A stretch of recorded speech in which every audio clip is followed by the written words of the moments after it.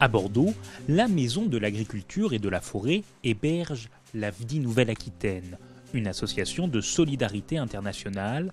Elle construit des partenariats entre les mondes agricoles français et ceux des pays en développement.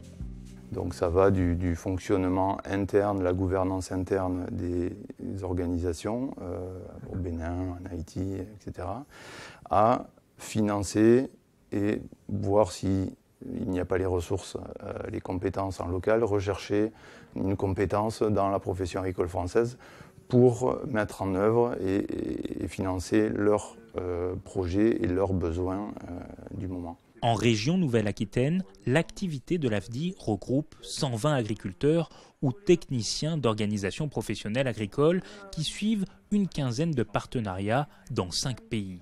Les 3 salariés sont sans cesse en liaison avec des pays du Sud en voie de développement. AFDI, depuis son rapport d'orientation en 2015, le réseau, s'est doté d'une nouvelle ambition face à l'intérêt croissant du secteur privé pour les marchés émergents africains, mais aussi par rapport à la demande de nos organisations paysannes partenaires qui sont en demande de trouver de la valorisation, donc de monter des filières et de trouver des marchés rémunérateurs.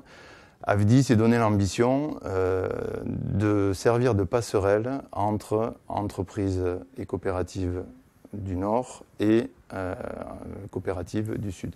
D'ailleurs, depuis 2018, un PER, Partenariat économique responsable, est lancé avec la filière de l'anacarde béninoise. Anacarde, appelée plus communément noix de cajou. Mais un PER, qu'est-ce que c'est ? C'est un partenariat pluriacteur qui, autour d'une chaîne de valeur, d'une filière, qui rassemble une organisation paysanne, une coopérative généralement, une entreprise souvent locale de transformation, de première transformation dans le pays où se situent les producteurs, et une coopérative française ou une entreprise française. Et bien sûr AFDI. AFDI qui entend jouer un rôle de facilitateur, traducteur pour la mise en place de ce partenariat pluriacteur. Nous allons donc prendre la direction du Bénin pour découvrir comment se traduit ce PER sur place.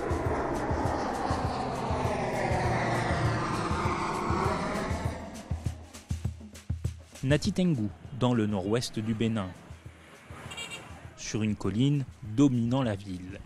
Le siège de l'Union régionale des coopératives de producteurs d'anacarde de l'Ata-Kora-Donga, une organisation paysanne, qui assure un rôle capital auprès des producteurs. Sur cette zone, ils sont plus de 5000 à adhérer à cette coopérative, dont 500 femmes. L'Union régionale des coopératives de producteurs d'anacarde est née bien sûr partie d'un besoin des coopérateurs qui avaient un problème de mise en marché de leur production. Donc ils se sont rendus compte très tôt qu'en se mettant autour de la coopérative, que ça pourrait faciliter en fait la mise en marché des noix, ce qui les permettra de mieux gagner que ce qu'ils avaient l'habitude de gagner. En fait, l'Union a pour mission bien sûr d'accompagner, en fait, d'apporter de l'appui conseil aux producteurs, les permettant d'améliorer la productivité de leurs vergers en termes de qualité, volume, pour pouvoir honorer bien sûr aux engagements auprès des différents clients. Et l'autre chose aussi, c'est l'appui à la mise en marché des produits. Ce jour-là, c'est formation au siège de l'URCPA de l'Ata-Kora-Donga. Donc aujourd'hui, on est censé centrer la chose sur les services que propose la coopérative. Les histoires de deux coopératives qui n'existaient pas quand je suis né et qui sont devenues des leaders sur leur marché. Je ne suis pas animateur, je ne suis pas conférencier, je suis agriculteur. Jean-Luc Jaguenot, producteur de prunes et de noisettes à Cancon dans le Lot-et-Garonne, présente 2 coopératives auxquelles il adhère. En face de lui, des élus des coopératives qui dépendent de l'URCPA. Un échange concret qui permet d'en savoir plus sur les cultures des 2 pays. Ouais, je crois que moi je suis sensibilisé à AFDI depuis très longtemps et puis il se trouve que j'ai une expérience en matière de coopérative. Eux ici sont organisés également en coopérative. Je sais bien que les contextes sont différents, mais On commence avec un petit peu la bouteille que j'ai à comprendre quels systèmes peuvent marcher, quels systèmes posent des problèmes. Régulièrement, on essaye de faire venir quelques responsables chez nous pour qu'ils voient comment ça se passe. Jacob est président de l'URCPA. Il est venu en France. Il trouve important la plus-value qu'apportent ces échanges et ces voyages. Aller en France et les Français venir ici, c'était très important. Parce que moi, quand j'étais allé en France, ce que j'ai retenu, c'est beaucoup de choses. Maintenant, pour eux ici aussi, s'ils viennent, il y a des expériences. Parce que ce que nous faisons ici, eux, ils ne le font pas là-bas. Ça fait que s'ils viennent ici, ils apprennent beaucoup de choses. Et si nous allons là-bas aussi, nous apprenons aussi beaucoup de choses.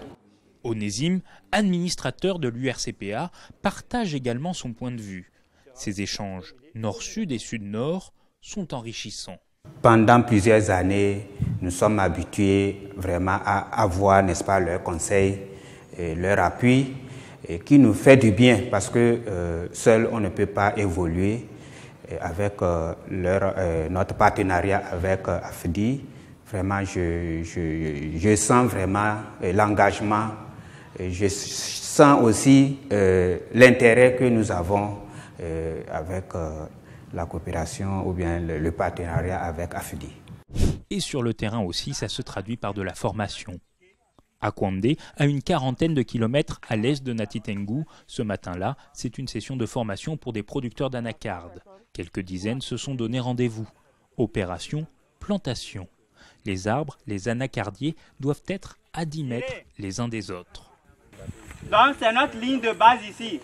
Maintenant ce qu'il y a, il faut qu'on trouve les 50 autres mètres ici. Donc il faut qu'on lève une perpendicularité ici pour avoir un angle de 90 degrés. On les forme, c'est pour l'entretien des plantations. Comme vous le voyez, la plantation est vieillissante, la production n'est pas trop au top. Donc on essaie de former des prestataires de services qui vont aider le producteur dans la réhabilitation de leur plantation. Le problème, sur les anciennes exploitations ou vergers, ces règles indispensables à un meilleur rendement ne sont pas forcément respectées. Alors, il faut procéder à une réhabilitation de la parcelle. Les vieilles plantations, on a besoin de faire des coupes d'abattage dans certains endroits. Lorsque la densité est trop, il faut réduire pour venir à la norme. Donc nous sommes là avec les cadres de l'ATDA, l'Agence territoriale de développement agricole, chapeauté par le ministère du Bénin, le ministère de l'Agriculture du Bénin. Et c'est eux qui coordonnent cette activité que nous sommes actuellement en train d'exécuter sur le terrain. La coopérative, il n'y voit que des bonnes choses, des avantages, des formations, mais pas seulement. Dans des villages alentours de Kwandé, ils prêchent pour leur paroisse. Dans l'union communale de Kwandé, on a 44 coopératives villageoises. Le total des producteurs fait 1011 producteurs, dont 72 femmes dans la commune de Kwandé. Dans l'organisation, je suis très fier parce qu'être en association, les produits coulent vite et tu arrives à vendre à un bon prix. Ça fait que aussi nous, les producteurs, de temps en temps, on se trouve et on parle ensemble. Si quelqu'un a des difficultés, on essaie à régler cette difficulté. Être en association, c'est très important. J'ai au moins 5 hectares d'anacarde. Et ça marche bien? Ça marche bien. Par l'appui de nos projets qui nous appuient et l'appui de nos techniciens conseillers là, vraiment, on rend grâce à Dieu. Au départ, avant l'avènement de la coopérative, on ne savait pas que c'était bien d'aller en coopérative. Mais avec le système, comme tout le monde s'est affilié à la coopérative, on a trouvé que c'était une perte de ne pas être en coopérative. Actuellement, je crois que les autres producteurs qui ne sont pas dans les coopératives sont en train de chercher les voies et moyens pour quand même être avec nous. Donc être en coopérative, je crois que c'est la meilleure des choses. Ça vous apporte quoi? Et beaucoup d'avantages, c'est ce que j'ai dit, beaucoup d'avantages. On bénéficie des formations gratuitement, et on bénéficie des primes, on bénéficie du matériel, on bénéficie des infrastructures et beaucoup de choses, quoi. Être en coopérative, je crois que c'est mieux que d'être individuel. La coopérative joue également un rôle dans la transition en bio. Un accompagnement par les conseillers comme Ismaëlou, qui voit une importance essentielle dans le respect de la nature. Donc on forme les producteurs sur le bio, les exigences de chaque standard, donc l'UE, l'américain, ainsi de suite. Et on les suit dans leur plantation pour voir ceux qui suivent les exigences demandées par ces standards. Les vergers bio sont identifiés et identifiables. Les rendements sont plus élevés, plus 15% selon les producteurs bio de l'URCPA. Les itinéraires techniques sont plus rigoureux et la conduite des vergers se professionnalise. Les producteurs y trouvent donc leur intérêt, même si parfois les démarches peuvent paraître plus contraignantes. Quand vous avez une plantation bio, vous n'avez pas droit à amener les produits chimiques là-bas. Et votre champ est surveillé, même ce que nous voyons là, il y a des exigences que nous suivons et on est suivi pendant 3 ans avant que le conseil ne nous déclare bio. 80% de cette coopérative villageoise à proximité de Kouandé est en bio. La valorisation de la production, une motivation et un atout économique pour ses producteurs. L'URCPA produit 2000 tonnes de bio. L'objectif, atteindre les 5000 d'ici 3 à 4 ans. En dehors des difficultés qu'éprouve le producteur biologique, à côté de là, on a les primes, beaucoup d'avantages. En dehors des primes, on a aussi des dons en nature, des dons en matériel. Et on bénéficie aussi des infrastructures pour bien garder le produit et beaucoup de choses quand même. Sur les hauteurs de Kouandé, une parcelle reculée, 2 hectares tout juste cultivés par Alassane Maïmouna. Une production mixte de soja et des anacardiers plantés la veille avec l'aide de ses frères. On a fait le piquetage de 10 mètres par piquet, donc c'est ça, on a respecté. Avant, j'étais avec mes grands frères, donc on faisait ensemble. Et maintenant, je me suis dit qu'il faut que moi-même j'ai mon propre champ en tant que femme. Parce que bientôt, je ne serai plus en forme comme maintenant. Donc, c'est pour préparer ma retraite, quoi. Bruno, conseiller agricole de l'URCPA, accompagne les producteurs d'anacardes de Kouandé. Et il a l'œil d'un expert. Moi, mon rôle, c'est de les aider, de les accompagner, de les conseiller sur la gestion, les entretiens de leurs parcelles d'anacardiers, afin qu'ils aient à la fin un bon rendement. Cette année, nous avons aidé les producteurs à installer de nouvelles plantations à base des plants greffés. Donc voilà, c'est l'une de mes productrices. Et je lui ai aidé à installer sa plantation dans les normes. Vous voyez, la plantation est associée au soja. Et nous avons fait pratiquer une technique pour délimiter l'endroit où doivent se trouver les plants. Genre le piquetage avant la mise en terre des plants. C'est pourquoi vous devez voir que les plants sont plus ou moins alignés et puis avec un bon écartement. On va voir ce plan-là. Le fait d'être adhérente à la coopérative a permis à Maïmouna d'avoir des plants à un prix attractif. J'ai été aidée par la coopérative, ils ont subventionné les plants. Donc pour les 200 plants, j'ai juste payé 20 000 au lieu de 100 000. C'est l'importance et c'est l'avantage d'une coopérative.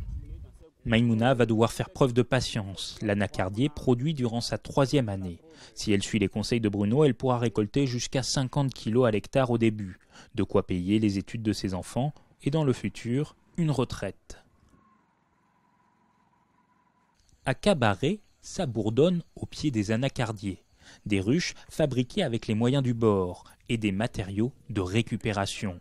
Des bouteilles pour la surélever, un bac en ciment, des morceaux de bois et une tôle au-dessus. En France, on parlerait d'agroécologie. L'expérimentation a commencé il y a 2 ans et déjà les résultats sont là. Nous sommes actuellement dans ma plantation d'anacardier où nous avons posé des ruches. La présence des ruches dans la plantation a amélioré la productivité des anacardiers et nous tirons de ce fait un double avantage, l'amélioration du rendement des noix de cajou et la récolte du miel. Un miel qui valorise bien sûr. Ces ruches ont donné des idées. D'autres coopératives voisines vont s'y mettre et cette année, le nombre a été pratiquement multiplié par 2, passant de 14 à 25. Et Issa, le président de la coopérative, y trouve son compte et sans doute un meilleur train de vie. La pose des ruches dans la plantation a amélioré ma situation financière et actuellement, j'arrive à subvenir aux besoins de ma famille. Maintenant, on a beaucoup de bénéfices des ruches. Avant, nous ne connaissions pas qu'est-ce que les abeilles vont faire.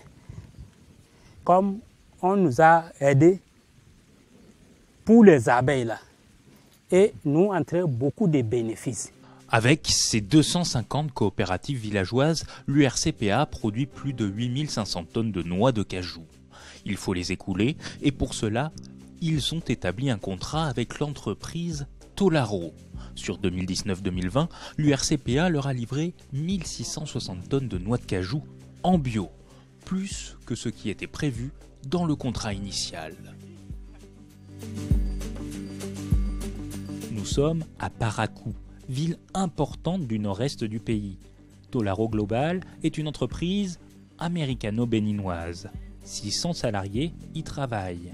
Des effectifs réduits à 400 à cause du Covid. Tolaro, c'est une société agroalimentaire spécialisée dans la transformation des noix de cajou en amandes blanches comestibles et en transformation des amandes en pâte de cajou, en purée en farine de cajou et en amandes rôties. Visite de l'entreprise. Tout commence dans cet entrepôt qui peut accueillir jusqu'à 15 000 tonnes de noix. C'est ici qu'elles sont déchargées. La marchandise arrive directement des champs. Elles sont classées conventionnelles, bio, équitables et bioéquitables. C'est un nettoyage à sec qui est fait. Et comme école étranger, on a les métaux, le sable, les feuilles mortes et des pierres. Nous avons 4 calibreuses et 2 nettoyeurs. Un nettoyeur alimente 2 calibreuses. Avant de passer au calibrage et d'être entreposés dans des ballots de 80 kg chacun. Direction l'unité de transformation, à l'autre bout de l'usine. Tout commence par la fragilisation. C'est ici que nous réceptionnons les noix brutes. Et quand les noix brutes viennent,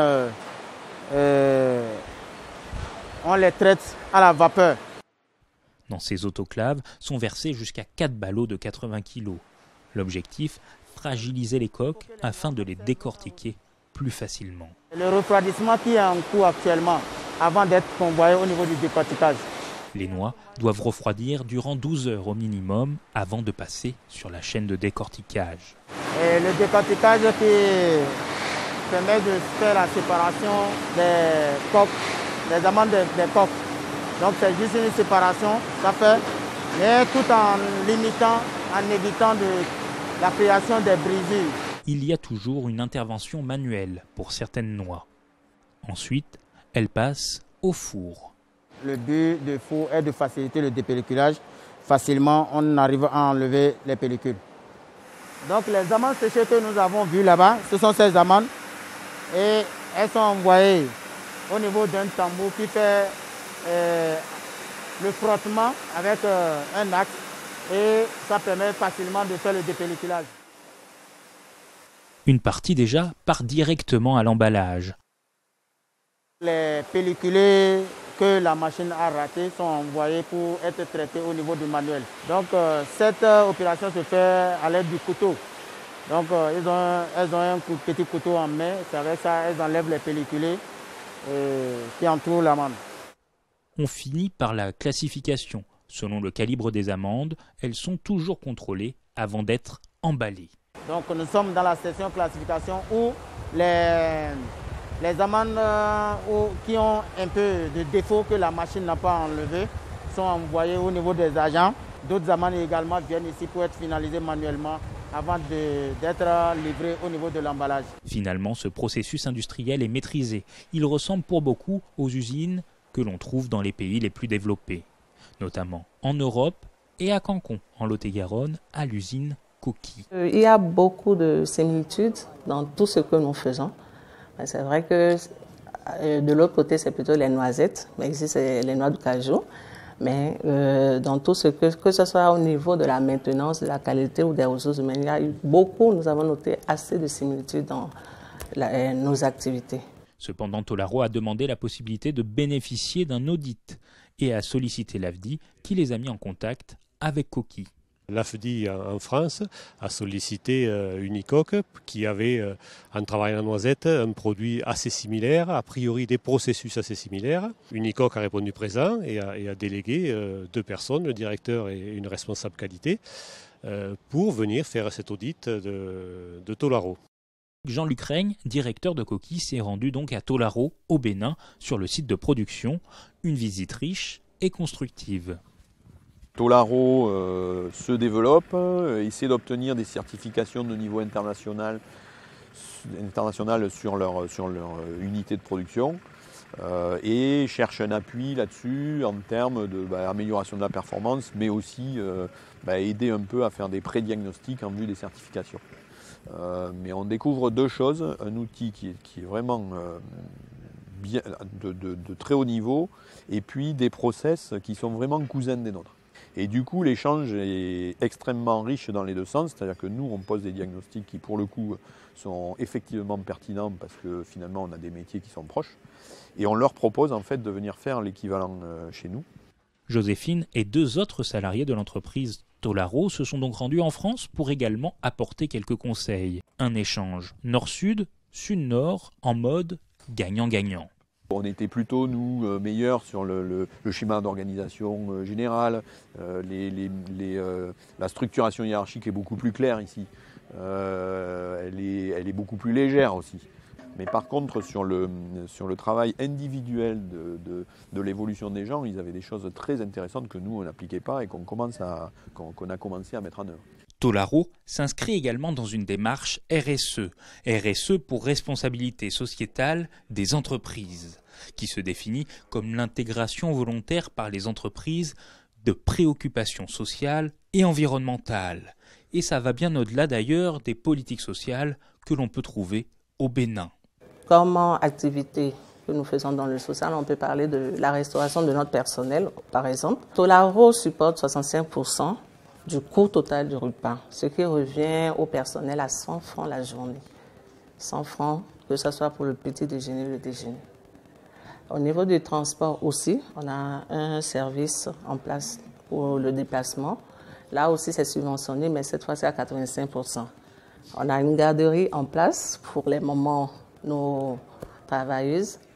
Cette garderie reçoit des enfants de 6 mois à 4 ans. À part ça, Tolaro fait aussi l'Economa.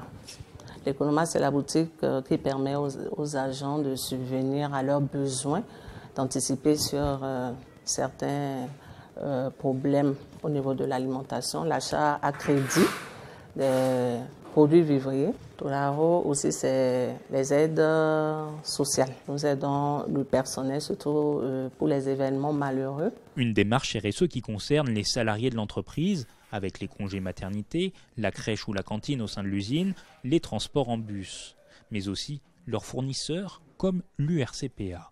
Nous avons fait des mises à disposition de matériel, aussi du personnel. En dehors de ça, pour les aides sociales, on a aidé au niveau pour la période Covid. On a donné des kits scolaires aux enfants des producteurs. Au fait, l'objectif de tout ça, c'est quand même que le partenariat puisse perdurer parce qu'ils apportent beaucoup et eux, ils ont la matière, nous avons le marché. Donc, c'est quand même un partenariat gagnant-gagnant. Tolaro finance aussi une subvention pour le recrutement de conseillers agricoles déployés sur le terrain. Les conseillers agricoles que nous avons recrutés pour accompagner le dispositif, qui sont au nombre de 8. Sur les 8 aujourd'hui, Tolaro paye le salaire de 2 conseillers agricoles. Et Tolaro a bien sûr équipé en matériel roulant informatique tous les conseillers agricoles. Bien sûr, s'il fait ces accompagnements, c'est pour que bien sûr ces conseillers agricoles soient dans les bonnes conditions de travail afin de pouvoir rendre au produit les résultats qu'il faut, lui permettant de répondre aux exigences du marché. À l'horizon 2023-2024, Tolaro souhaite transformer 20 000 tonnes de noix de cajou, dont la moitié en bio. Une aubaine pour l'URCPA de l'Atacoradonga. La production de noix de cajou bio assure à ses producteurs un prix de vente supérieur. Puis la coopérative espère devenir un interlocuteur majeur et crédible auprès de Tolaro Global. D'autres perspectives s'annoncent dans ce PER, comme aider Tolaro à trouver un marché équitable en Europe afin de mieux valoriser les producteurs de la filière.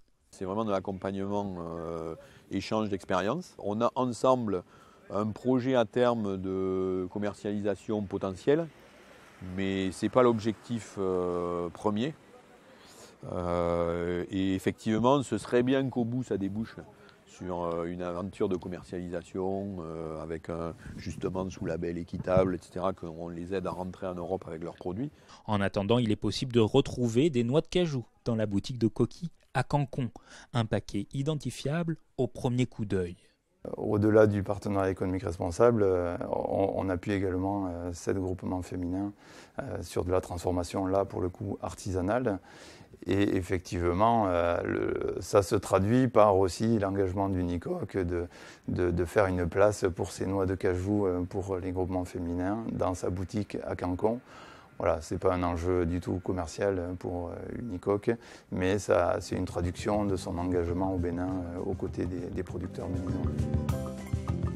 Cet échange avec la filière d'anacarde du Bénin est le deuxième partenariat économique responsable mené par l'AFDI Nouvelle-Aquitaine. Un partenariat qui fonctionne et qui en appelle d'autres.